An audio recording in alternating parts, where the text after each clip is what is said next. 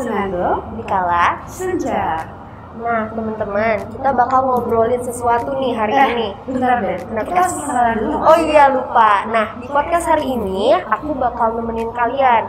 Nah nama aku Benara Dan aku Kisha. dan sekarang kita ada bintang tamu nih. Nah kita sambut aja Kak Enji. Halo, kenalin nama aku Victor Angelique, biasa dipanggil Enji. Aku usia 20 tahun dan sekarang lagi berkuliah di Fakultas Sekolah Teknik Elektroinformatika Institut Teknologi Bandung, jurusan Sistem Teknologi Informasi, dan sekarang lagi duduk di semester 4. Oke. Nah kalau yang kita tahu Kak Enji ini salah satu alumni ya.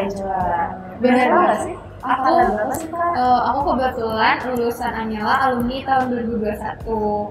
Kalau kalian masih kelas 10 ya? Masih kelas masih awal, masih nyimpi banget ya. Nah boleh dong diceritain Kak pengalaman Kakak dari SMA sampai kuliah tuh overall bagaimana sih? Garis besarnya aja gimana? Boleh. Jadi di SMA tuh aku sebenarnya orangnya anaknya cukup yang kayak tekun dalam belajar gitu. Sebenarnya aku nggak banyak ikut organisasi kayak kalian gini nih waktu SMA. Tapi aku masih banyak interaksi sama teman-teman gitu, dan juga teman-teman di SMA aku tuh cukup sportif dalam belajar juga. Jadi kayak aku banyak belajar dari teman-teman di SMA aku, dan kita bersaing bareng-bareng, belajar bareng-bareng, dan akhirnya aku bisa keterima di ITB ini juga dari support dari para guru di Anyela. Nah selama di kuliah ini pengalaman aku tuh banyak banget, ada up and down-nya juga gitu. Mungkin aku cerita dikit dari semester 1. Nah, di semester 1 tuh aku masih adaptasi gitu loh sama kuliah, karena kuliah sama SMA tuh cukup berbeda banget kan ya. Kayak pas di SMA tuh kayak aku belajarnya tuh bener-bener yang aku tahu banget gitu gimana culture-nya di Anyela. Sedangkan kalau di kuliah tuh culture dan cara belajarnya juga beda. Kita harus ngikutin lagi dari awal, mulai lagi dari nol di kuliah. Jadi kayak di semester 1 tuh aku cukup agak struggle gitu dalam adaptasi. Dan tapi dengan adanya unit-unit di situ aku kayak happy banget bisa gabung di unit-unit di Kasep, studi ekonomi pasar modal, terus aku juga ikut unit kebudayaan Tionghoa, dan di situ aku dapat pengalaman banyak banget. Nah sebelum masuk unit tuh kalau di ITB tuh ada kaderisasi dulu. Nah jadi kita harus kaderisasi dulu, perseleksian sampai akhirnya masuk unit. Tapi dengan kaderisasi tuh aku bisa ketemu banyak teman-teman yang hebat-hebat dan juga keren-keren menurut aku. Nah, semester 1 dan semester 2 di ITB tuh disebutnya tahap persiapan bersama. Nah, itu tuh tahap dimana kita harus belajar dulu persiapan sebelum kita masuk ke jurusan. Nah, di situ tuh kita belajar lebih ke materi SMA tapi yang lebih mendalam, kayak belajar kalkulus, belajar fisika, kimia, dan juga beberapa matkul-matkul kayak TTKI atau yang mirip kayak bahasa Indonesia, dan juga ada matkul olahraga. Tapi di luar itu tuh aku agak struggle di semester 2 tuh aku agak struggle di pelajaran dasar pemrograman, di mana itu tuh berbeda dasar coding yang harus aku pelajari sebelum aku masuk ke jurusan. Nah itu tuh aku pelajari di semester 2 dan itu juga aku agak struggle di situ, tapi dengan berat banget. Iya benar. Terus tapi kayak aku dapat banyak belajar dari teman-teman yang juga udah hebat-hebat dari aku, jadi aku kayak akhirnya bisa melewati itu gitu. Nah akhirnya setelah aku masuk ke jurusan yang jurusan yang aku pengen itu sistem teknologi informasi, itu di semester 3 aku bisa lebih enjoy dan belajarnya juga lebih enak karena kayak aku bisa lebih tahu dan lebih mendalami pelajaran yang emang aku pengen gitu. Nah di situ akhirnya aku bisa melewati semester 3 dengan lebih baik dibandingkan di semester 1 dan semester 2. Dan sekarang aku baru mulai 1-2 minggu perkuliahan di semester 4. Mungkin itu sih dari pengalaman. Nah, mungkin teman-teman Angela ini belum tahu nih Kak, dunia perkuliahan itu pasti ada organisasi. Nah, kalau di SMA itu yang kita tahu OSIS doang gitu. OSIS itu kan kakak tuh kayak dibuatin kayak unit-unit. Nah, unit-unit itu apa sih Kak? Kalau unit tuh kayak semacam kalau di SMA tuh kayak ekstrakurikuler kan, kalau kalian ikut English Club gitu. Nah di ITB juga ada unit-unit yang juga kayak English Club gitu. Contohnya tuh Jimunsi itu ada, tapi kebetulan aku ikutnya unit yang aku suka tuh, yang aku pengen tertarik itu unit pasar modal ekonomi gitu. Jadi aku ikut Kasep dan aku juga suka dengan kayak kebudayaan Cina. Aku akhirnya ikut unit kebudayaan Tionghoa, itu semacam kayak unit-unit yang sesuai dengan minat dan bakat kita atau sesuai dengan ketertarikan kita gitu. Nah tapi selain itu tuh organisasi di ITB tuh banyak banget jenisnya. Nah aku juga nggak mungkin ikut semua kan ya. Jadi aku ikut di luar itu tuh ikut himpunan, dimana himpunan ini tuh dimana mahasiswa-mahasiswa setiap jurusan tuh pasti punya himpunannya masing-masing. Nah di himpunan ini tuh sebelum kita masuk ke himpunan tuh ada yang namanya ospek jurusan. Nah setelah kita melalui ospek jurusan kita bisa masuk ke himpunannya. Tapi himpunannya tuh yang kayak semacam sesuai dengan jurusan kita. Kalau aku kan STI, nah ini tuh gabung dengan jurusan informatika, disebutnya himpunannya HMIF, itu himpunan mahasiswa informatika gitu. Nah di himpunan mahasiswa informatika tuh nanti kita setiap disebutnya tuh warga HMIF itu nanti bakal masuk ke divisinya masing-masing sesuai yang kita pengen. Nanti tuh aku masuknya kebetulan di inkubator IT. Nah ini tuh kenapa aku milih inkubator IT, karena sesuai dengan karir yang aku pengen, dimana aku bisa ikut dalam proyek IT yang sesuai dengan HMIF. Nah nanti aku jadi salah satu project manajernya, memegang sebuah project dari inkubator IT gitu. Kalian tertarik ya? Kalau tertarik sih tertarik ya kan, tapi mungkin kalau yang ngedengar coding gitu, nah bagus ya. Dulu dan misalnya yang lain udah sesuai sama passion aku ya, boleh banget. Jadi kalau dari jurusan kakak nih ada berbasis teknologi, tapi ada bisnisnya juga, karena kakak sendiri emang suka bisnis gitu ya. Nah dari short profile-nya Kak Angie ini cukup sibuk ya. Time management gimana sih? Kok bisa sampai apa ya? Bisa disiplin banget gitu. Soalnya kan kalau OSIS sama misalnya kita belajar jadi pelajar SMA dengan OSIS itu kan rada-rada sibuk tuh, apalagi kalau sentral untuk lawan ini atau berkumpul di sini. Terus beda banget dong belajar di SMA sama di kuliah, masih di kuliah. Kalau manajemennya tuh gimana sih Kak? Kalau time management aku tuh lebih kayak aku nentuin skala prioritas aku. Kayak misalnya kalau misalnya OSIS nih ada kepentingan yang lebih penting, aku dahuluin itu. Tapi kalau misal ada tugas yang emang udah mepet deadline-nya, maka aku harus kerjain itu dulu. Jadi aku kayak skala prioritas mana nih yang harus aku dahulukan. Kayak misal mau UTS, UAS, aku fokus UTS, UAS dulu dong. Nah kalau misalnya ada acara yang emang dekat dan udah deadline udah dekat, aku juga utamain acara itu. Jadi aku harus tentuin mana yang lebih penting dan lebih harus aku dahulukan sesuai dengan job desk aku gitu. Teman-teman kayak gitu tuh. Jadi tuh bisa tahu, kita harus tahu mana yang penting mana yang enggak. Kalau misalkan nge-game sama belajar nih, pasti kita harus belajar dulu. Belajar dulu ya. Iya, tapi game tuh emang aku juga suka dok. Kayak aku main atau nonton bareng teman-teman gitu. Hiburan ya. Relax dulu ya, biar gak stres gitu ya. Nah pastinya di kesibukan kuliah ini kakak pasti kan punya network yang banyak, apalagi dengar dari kayak organisasi kayak gitu. Nah pertemanannya tuh gimana sih di perkuliahan? Bedanya tuh apa sih di SMA dan di kuliah? Mungkin kalau dari SMP, kalian dari SMP ke SMA gimana rasanya? Ada perbedaan yang cukup beda.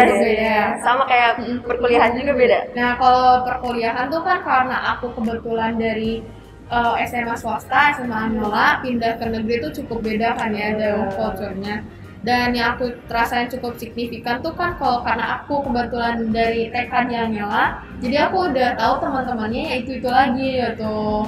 Jadi kayak temennya tuh, oh aku udah kenal nih dia di mana, dia kelas apa gitu. Jadi kayak jelas banget ya dia.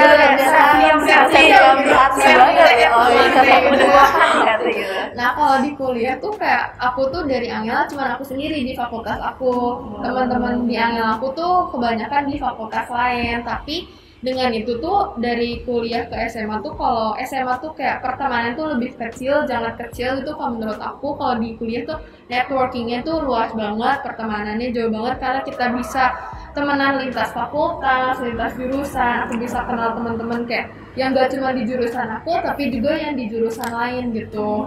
Jadi kayak aku merasa kalau di SMA itu kayak kecil banget ya pertemanannya, meskipun kita mungkin bisa kenal teman-teman di sekolah lain tapi enggak yang sebanyak kuliah. Iya benar banget. Jadi, nah kalau kata orang-orang nih Kak, pertemanan di SMA itu lebih langgeng daripada pertemanan di kuliah, karena tuh waktu di SMA tuh lebih seru gitu, lebih jalannya every moment gitu. Nah menurut Kakak tuh gimana? Setuju nggak? Kalau mungkin benar sih, aku agak setuju, tapi Kalau menurut aku kayak kalau SMP kenapa lebih langgeng karena kita tuh mungkin ada yang emang udah bareng-bareng dari SMP, dari SMA terus-terusan kan. Jadi kita lebih langgeng dan lebih apa ya kayak enjoy lebih klop gitu sama teman-teman di SMA kita. Kalau kuliah kan emang kita baru kenal di kuliah ini gitu. Dan kalau menurut aku di kuliah tuh lebih enak juga karena teman-temannya tuh bukan hanya teman main doang, tapi juga teman belajar yang emang relate sama Jadi emang menguntungkan banget betul. gitu ya. Gitu. Nah, kalau misalkan di pertemanan perkuliahan ini, itu tuh banyak waktu luang biar bisa sama teman-teman, atau emang fokusnya tuh lebih ke belajar? Jadi tuh kayak misalnya kalau kakak punya waktu senggang nih, lebih kakak pakai buat diri sendiri atau misalnya hangout sama temen deh.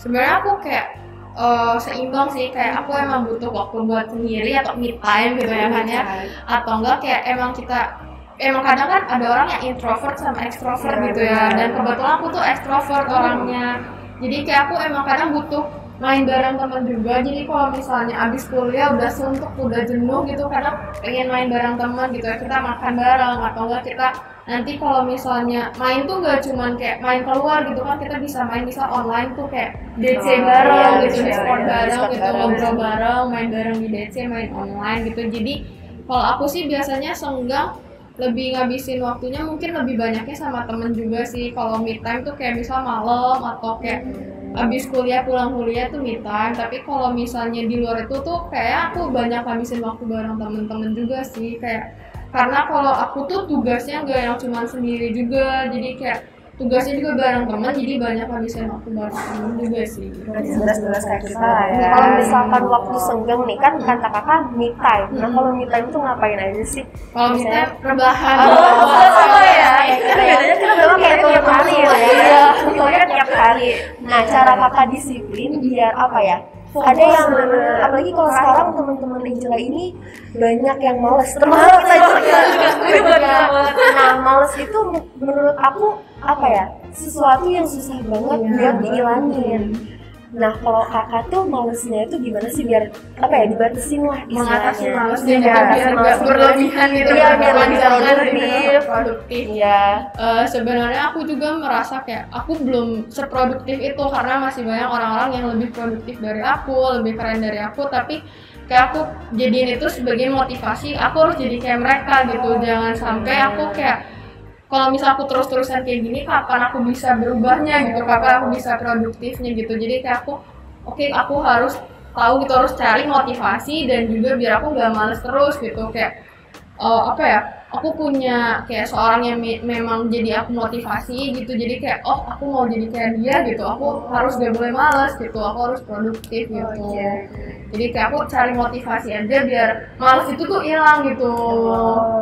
Kalau buat teman-teman yang emang apa ya, kurang bisa apa ya, kalau kakak mungkin gue harus jadi kayak dia. Tapi kalau nggak ada teman saya gimana nih kak? Kalau gak ada motivasi gitu ya, mungkin kayak aku lebih cari apa ya, cari waktu gimana kayak biar si kita tuh belajarnya enak gitu. Jadi kayak cara belajar kita tuh nggak bikin kita jadi malas gitu kan. Kadang kalau misalnya yang terlalu cara belajarnya repetitif gitu-gitu terus kan rada pusing, berat gitu ya, jadi beban. Jadi kayak udah buka buku juga udah jadi malas gitu kan kadang tuh. Tapi Kalau kayak cara belajar kakak tuh gimana? Apakah kakak tuh pas dulu dikit 2023 aku ITB gitu? Aku ITB gitu ya. Kalau udah difokusin oke, main ITB I'm coming gitu. Kalau aku sih dulu kalau cara belajarnya kayak aku emang orangnya yang lebih kayak terorganisir gitu ya, lebih pengen kayak lebih ada strukturnya gitu, terstruktur gitu kalau aku tipenya. Jadi kayak aku belajarnya tuh yang dibikin kayak kapan aku belajar, harus sampai mana dan sejauh apa, dan juga berapa lama aku harus belajar supaya aku nggak terlalu kecapean juga dan over study kayak gitu. Nah, jadi break time juga perlu banget. Jadi walaupun kamu belajar terus-terusan tapi nggak ada breaknya sama aja bohong. Iya benar. Akhirnya kayak jadinya capek juga dan ujung-ujungnya kayak males juga kan gitu. Jadi yang penting kayak tahu kapan kita harus belajarnya dan juga kayak gimana cara kita belajar tuh kembali lagi ke diri kita masing-masing. Kalau aku sih tipe belajarnya tuh yang kayak aku suka catat dan aku nanti belajar lagi dari catatan yang aku udah buat gitu. Terus kayak aku ulang-ulang, aku review materinya gitu. Tapi semenjak kuliah cara belajar aku tuh agak berbeda daripada SMA. dimana aku lebih banyak belajar bareng-bareng teman juga, karena menurut aku belajar bareng temen tuh buat aku lebih ngerti.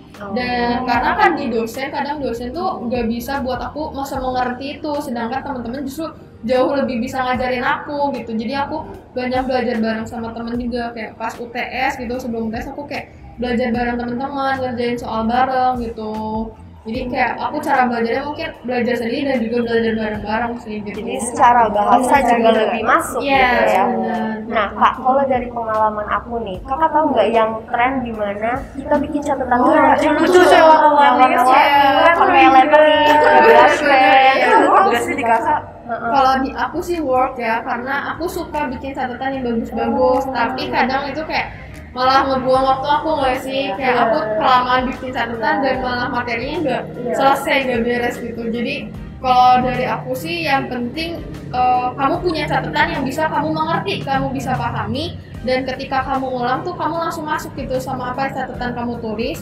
Dan yang paling penting kalau menurut aku tuh selalu dengerin kayak pas dosen itu jelasin, karena kadang apa yang dosen jelasin di kelas tuh pasti ada yang nempel gitu di kepala kita gitu.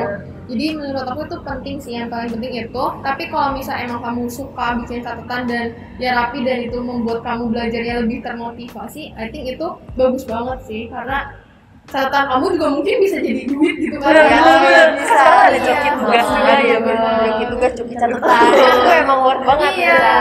Nah tapi kak, kalau di aku tuh ini nih, jadi dulu pas tren-trennya itu aku tuh mulai ngikutin yang tulisan lucu-lucu kayak gitu, tapi ternyata tuh aku orangnya nggak work, aku terlalu perfeksionis. Akhirnya apa yang aku catat kalau emang salah aku bakal robek, aku tulis ulang. Nah jadi sekarang tuh aku udah stop dan aku bakal apa ya, di covernya tuh aku nulis, pokoknya nulis aja gitu, yang penting ada catatan. Tapi menurut kakak nih, kalau teman-teman di Angela ini perlu nggak sih catatan itu, seperlu itu nggak sih?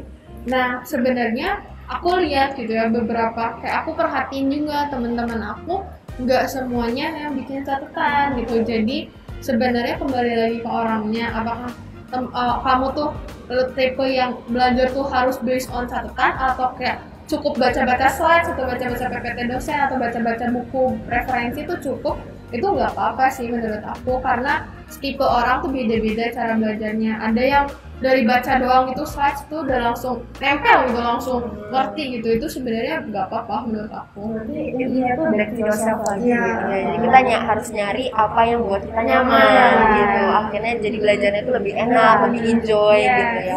Jadi cari dan juga tanya dulu ke diri kita, itu work gak sih di aku Iya. sebenarnya. Karena nggak semua metode itu kita bisa ikutin, nggak sesuai gitu ya.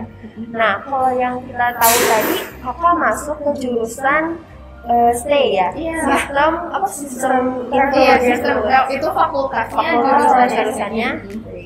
Nah kalau di situ tuh kakak ngerasa jurusan itu kakak banget, Atau pernah merasa kayak aku salah jurusan nih? atau kayak itu dari paksaan orang tua atau gimana? Sebenarnya dari aku sendiri dulu pas SMA tuh aku pengennya masuk kedokteran. Cuman setelah mikir-mikir dan juga pertimbangan dari orang tua, katanya kayak kalau kedokteran tuh cukup lama gitu ya, kayak kalau misalnya nanti waktunya habis belajar dan kamu belum bisa kayak kerja gitu kan, jadi kayak gimana gitu ya. Jadi Susah sendiri gitu. Gimana kayak teman-teman kamu udah pada kerja, Iya, aku masih belajar. gitu kan. Aku lagi mikir-mikir lagi, pertimbangin lagi, dan setelah lihat-lihat juga karir di jurusan aku tuh cukup promising gitu ya. Aku jadi pengen nyoba apakah itu bener-bener kayak aku banget atau enggak. Tapi salah jurusan pasti pernah ngerasain, cuman akhirnya setelah aku jalani, setelah aku enjoy, dan ternyata oh ini juga sebenarnya passion aku juga ada di situ gitu. Karena meskipun susah, meskipun sulit, tetap aku jalanin gitu kalau menurut aku. Jadi meskipun aku nggak terlalu bisa ngoding, dan di jurusan aku tuh agak ada ngodingnya gitu, tapi ada juga di luar itu ada yang hal-hal yang aku suka, dan salah satunya karir menjadi project manager itu merupakan salah satu karir yang dari jurusan aku, dan itu membuat aku stay di jurusan aku, dan aku merasa oh aku pengen jadi project manager, pengen jadi PM, makanya aku menurut aku ST itu cocok sama aku. Jadi ternyata kakak tuh kayak ngelakuinnya santai aja, Iya. jadi nggak terlalu dibawa berat gitu. Berarti kayak bener-bener enjoy every moment gitu. Yes. Terus ini masih seputar sama jurusan nih. Ya, Tips nih, kasih tips buat kita supaya kita tuh gak salah milih jurusan, supaya sesuai sama passion kita juga nih. Nah, kalau menurut aku biar gak salah milih jurusan tuh pertama-tama kamu kayak know yourself dulu, apa sih yang sebenarnya kamu sukai dan apa yang sebenarnya kamu pengen. Karena kadang apa yang kamu pengen belum tentu kamu sukai kan, Iya. dan apa yang kamu sukai belum tentu kamu pengen gitu. Jadi kayak tetap tahu dulu kamu apa yang pengen kamu minati. Dan menurut aku yang paling penting di cara salah biar gak salah milih jurusan tuh ketika kamu melakukan apapun di jurusan itu meskipun susah tetap bakal kamu jalanin gitu. Itu menurut aku yang paling penting karena biar kamu tuh nggak menyerah dan stres di tengah jalan gitu. Jadi kamu aduh merasa apakah gue harus lepas jurusan ini atau enggak. Jadi kalau menurut aku ketika kamu bisa terus ngelakuin di jurusan itu mata pelajarannya atau mata kuliahnya dengan kayak semangat dan kayak oke gue walaupun sulit gue harus tetap ngerjain, menurut aku itu biar kamu gak salah jurusan tuh itu salah satu mindset yang harus kamu pegang gitu. Terus kalau misalnya nih, aku tuh sebenarnya pengen jurusan, contohnya nih, aku mau hubungan internasional nih, tapi mama tuh gak setuju, mereka tuh pengennya aku jadi kedokteran. Gimana nih Kak cara ngatasinnya? Kalau menurut aku sih, kalau misalnya kamu pengen hubungan internasional sedangkan orang tua kamu nggak merestui atau nggak kurang menyetujui, kamu harus kayak coba jelasin dulu, coba buktiin dulu kenapa kamu cocok di hubungan internasional ini. Karena pasti orang tua tuh bakal ngedengar anak-anaknya dong, kayak bakal kayak oh sebenarnya anak gue tuh suka ini karena emang jurusan ini tuh gini gitu. Jadi kayak kamu jelasin cara pelan-pelan kayak ngomong baik-baik sama orang tua kamu kayak maaf pak aku pengen jurusan ini karena gini. Dan akhirnya setelah kayak kamu pertimbangin dan kamu buktiin kalau kamu emang cocok di jurusan itu atau di pilihan itu, mungkin papa kamu bakal ngikutin keputusan kamu gitu. jadi sih. harus dibuktiin Iya. juga apa usaha kita tuh sampai mana sih. Jadi akhirnya bisa di accept dan akhirnya jadi enjoy juga kitanya gitu ya. Tapi kalau misalnya orang tua bener-bener kayak kekeh nih, oh nggak boleh, kalau mama papa bilang nggak boleh, berarti kamu bener-bener nggak boleh. Itu tuh gimana nih? Kalau misalnya emang benar-benar gak boleh tuh, kadang kan orang tua tuh tahu apa yang baik untuk anak-anaknya gitu kan, pasti pengen yang baik untuk anak-anaknya juga dong. Gak mungkin orang tua milih sesuatu yang nggak baik untuk anaknya. Jadi mungkin kalau misalnya emang udah strict banget parentnya gitu, mungkin kamu bisa cobain dulu kayak jurusan atau apapun yang mama papa kamu pengen. Setelah itu kamu jalanin terus cobain dulu. Kalau ternyata di tengah jalan ternyata gue juga suka nih di sini. Jadi kita nemu passion Iya. di perjalanan kita gitu ya. Dulu hal baru juga nih.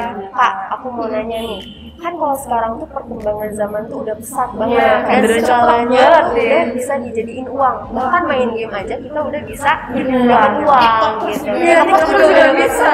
Yang joget-joget doang bisa.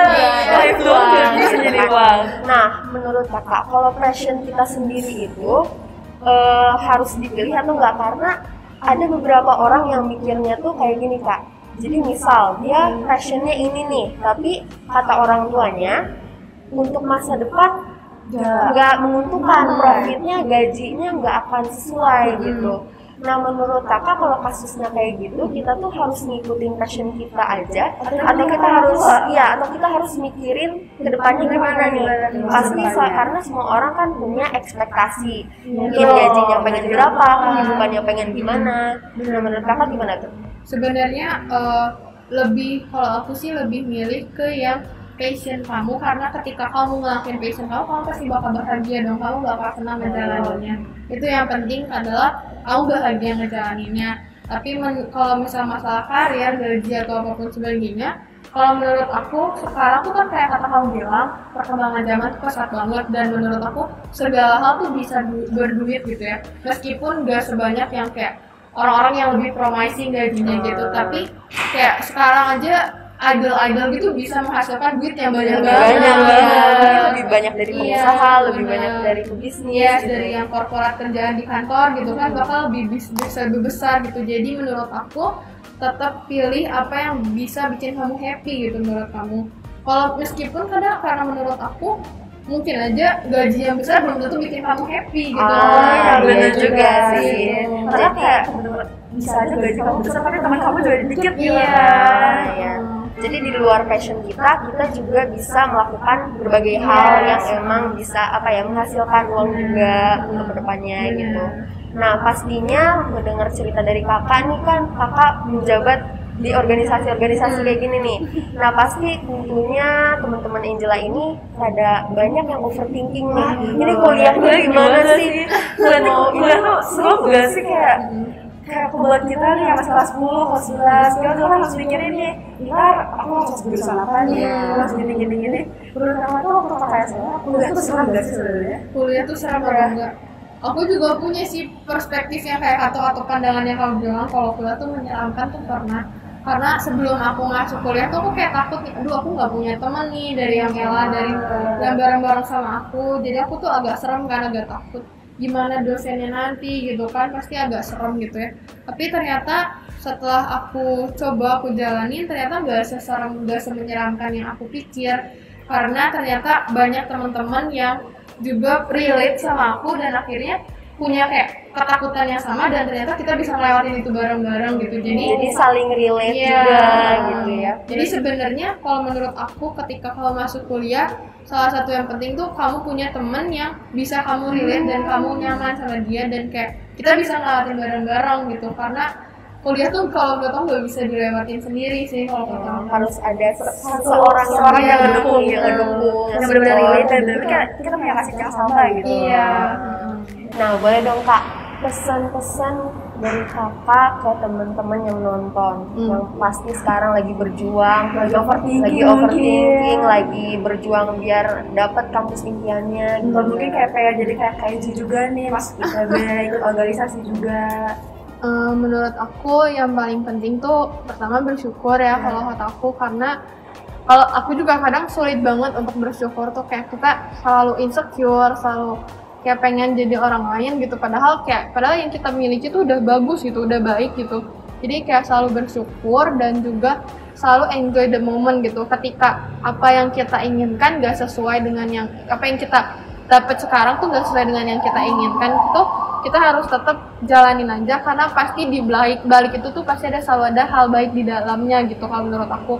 Meskipun kayak misalnya jurusan yang kita pengen tuh ternyata gak sesuai, tapi seiring kita jalani pasti ada jalan baiknya gitu. Iya, pasti ada kebahagiaan sendiri di dalamnya gitu menurut aku gitu.